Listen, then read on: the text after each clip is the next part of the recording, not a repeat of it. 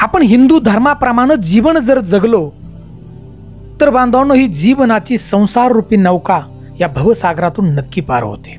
आपण पाहिलं की मार्गशीर्ष महिना हा अतिशय पवित्र आहे, की प्रत्यक्षात भगवान श्रीकृष्णांनी गीतेमध्ये सांगितलं की मार्गशीर्ष म्हणजे मी। तर बांधवांनो आता मार्गशीर्ष संपतोय आणि पौष महिना चालू होतोय।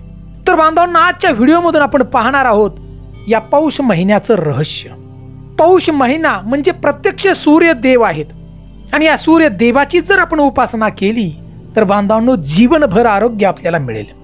त्यासाठी व्हिडिओ नक्की पहा। मी हनुमंत पवार धारकरी, तुम्ही पाहताय मराठी मोटिवेशन स्टोरी चॅनल। तर बांधवांनो हा पौष महिना अतिशय पवित्र महिना आहे पूजा आणि साधना आणि उपासना करण्यासाठी।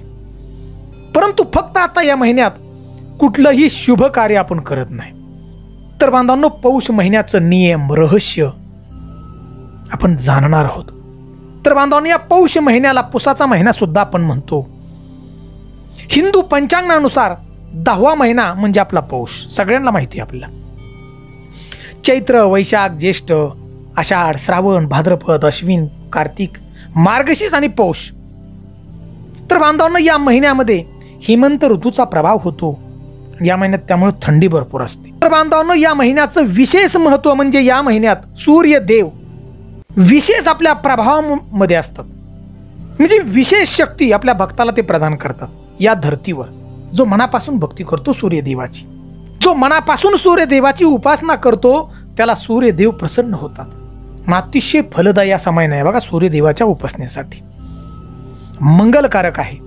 आपलं शास्त्र सांगतं की या पौष महिन्यामध्ये सूर्य 11,000 किरणांनी व्यक्तीला ऊर्जा आणि स्वास्थ्य प्रदान करतात।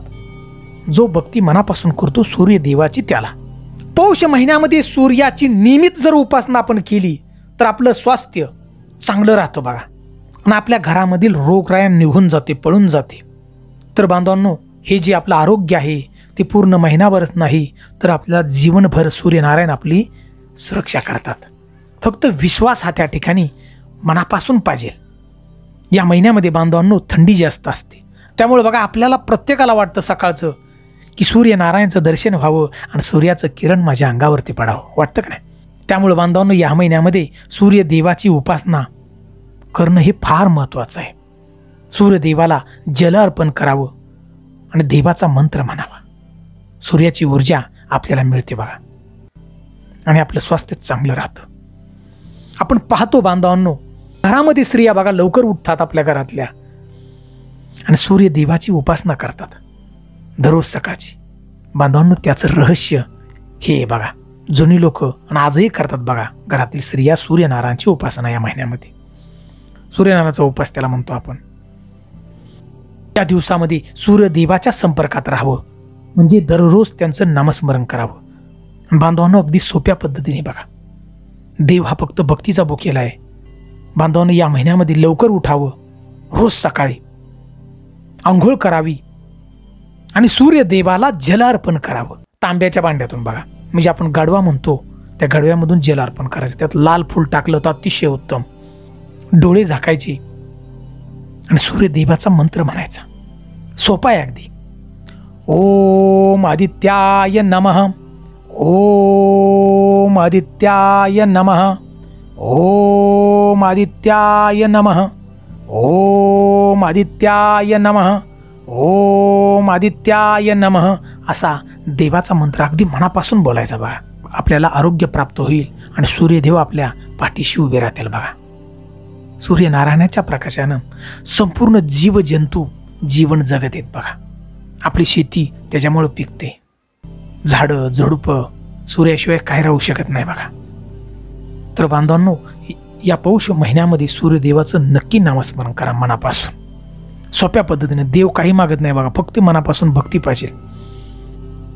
आणि बांधवांनो पौष महिन्याला पौष का बरं म्हणतो त्याचं सुद्धा एक रहस्य आहे बांधवांनो। या महिन्यामध्ये पौष पौर्णिमा येते आणि पुष नावाचं एक नक्षत्र आहे या महिन्यामध्ये असतं, त्यामुळे त्याला पौष आपण म्हणतो।